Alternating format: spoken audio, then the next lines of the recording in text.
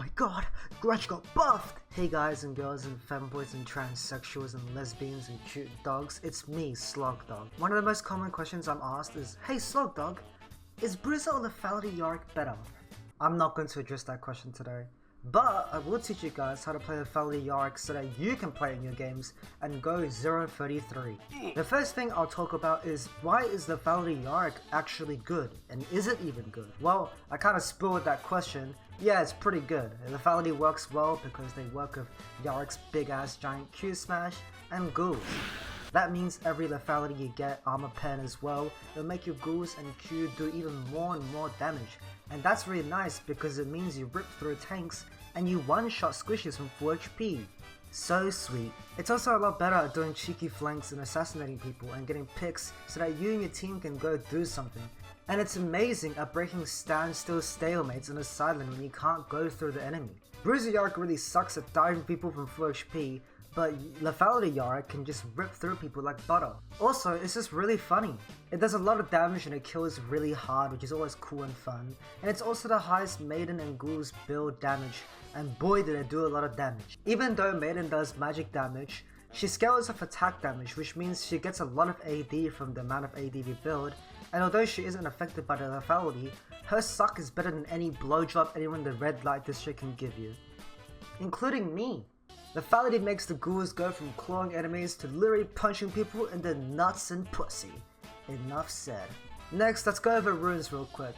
Go these runes, they're all really good for their own reasons. Conqueror is good for the early game. If you don't run it on Yorick, you're gonna get bullied really hard because your traits become a lot worse. All these little runes are preference between any of these, they're all good for different reasons, but I like running Absorb Life because it's good for sustaining lane and hard matchups. Charm's also good for clutching fights, and Presence of Mind is good if you suck at managing mana. Third, you got Legend Alacrity or Ability Haste. They're both good. Alacrity gives good attack speed, which means better tower taking, and Haste gives more utility, being able to use abilities more in fights. Don't go Lifeline. Lifeline sucks really big balls, it takes too long to stack, and even if you get one stack, you get 0.3% lifesteal? Wow, okay. Go Cut Down. Cut Down's good, gives you high damage to high HP people, useful because it's good for one-shotting of ghouls later on, and jamming giant Qs and full HP squishies. Secondary is simple, Demolish, Break Tower, Get Plate. We don't build health with lethality, but lethality and armor pen scales to the damage with Demolish, so it's really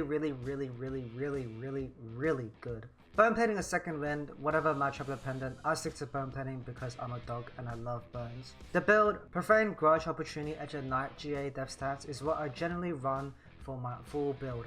Profane first is good, gives you wave clear and extra item for combo damage, and it's just a lot of lethality. You need this, so rush it as fast as possible, and it's gonna help you get to other items quicker because the wave clear lets you farm faster and move on to the next play quicker. You can go Dirk in between Grudge and just in between other items in general. Going one Dirk is really good because it's super cheap and 10 lethality is a lot of damage. I used to recommend going Dirk first item and it's still okay, but it did get nerfed. So I usually like going Profane first instead, because I really want that spike as soon as possible. But if you think a Dirk is going to be the difference between getting a solo kill, go for it. Here are some cool item interactions. The Grudge slow procs from Ghouls and Maiden. Ghouls are still active during GA. Edge of Night doesn't affect your pets, but Opportunity just gives you a fuckload of lethality, so build that shit if you want damage, it's really damn good. Okay, now, I'm gonna teach you actually how to play lethality Yorick. First things first, we go Doran's Blade Pot, we're gonna kill the enemy early. Learn Q of Conquer and absolutely maul the enemy. Okay, shit, if the enemy is stronger than us level 1, summon your jungler. Okay, that's not actually a good idea. If the enemy is stronger level 1, then learn E and farm from afar. Do either of these strats accordingly. Next, we want to set up for 4 ghouls after either of those plays, and then we're gonna wait until the enemy seems careless or wastes an ability. Then boom, we engage in them and then we either kill them or grab their flash. Sweet! Do this setup and strategy all the way to level 6. The more you can pull the wave to your side, the easier it is to kill because we have a longer lane. If it's close to the enemy tower, it's much harder. Once you hit level 6, depending on your wave, you will summon her. If I'm stronger than the enemy and I have a good wave, I'll hold a freeze until they make a silly mistake, then I'll summon Maiden to go for a big all-in. If the wave sucks, then I'll put down Maiden to fix it and beat them up if they try anything funny. Either way, we want to poke the enemy or kill them hard enough so that we can get plates. Remember to keep track of your situation and keep up good backs and prio. For example, if you get a plate but the enemy's back to lane and you have a lot of money and you learn health and mana, then you should have probably backed instead. because now the enemy's going to push the wave and get your tower plates, and you're stuck with no kill pressure and nothing. So in that kind of situation, if you back instead and then come back to the lane with money spent and full resources, then you can actually go back to bullying them back again and go for plates after. This is quite complex and I can't go over all of the prior situations in lane, but in general, if enemy has TP and you're low health or mana after killing them and you got a good wave, go home. If enemy has no TP and you're low HP mana and enemy long death timer and good wave, then you can get plates. Now that we're super rich from the plates in the tower we just got, we can go profane and we're gonna keep farming top stuff. But because we have profane, we push a lot faster, which means we have a lot more time to do whatever we want now.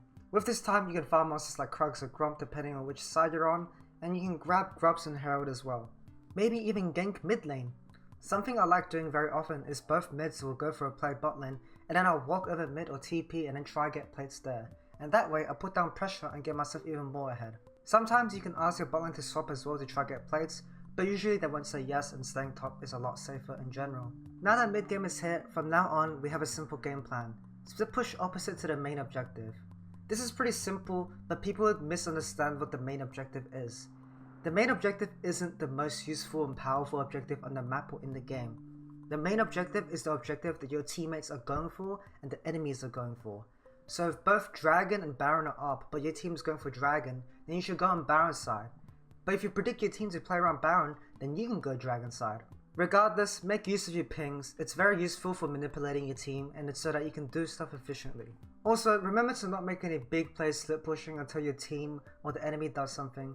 When that happens, you go ham on that push and boom, money. Sometimes when you push and have a lot of pride in the area as well, you can stand around and try to look for picks of people rotating. Yorick has pretty good flanks, so do know about teleports that you think might be good angles for your team. Even if splitting is your main strategy, adapting to the game is much more important. Also, if you get stuck at the enemy tower and they're defending tier 2 or tier 3 or whatever, that's when you usually want to change your plan and go to flank or go for sneaky picks. Just in general, if you're stuck, try to think of cheeky ideas on how you can maybe do something to get an angle. Usually, the way I close out games is through pressuring a side lane and dragging people to deal with me 2 or more. That way my team can get Baron and then I'll go for a 4-1 split and we usually end after. That's how you usually want to close out games, but every game is different, so adapt accordingly to the win con. Anyways, that's basically it. Good luck winning, and any cute femboys and T-girls, ring my line. Thank you all very much, have a good day, and good luck, rat bags.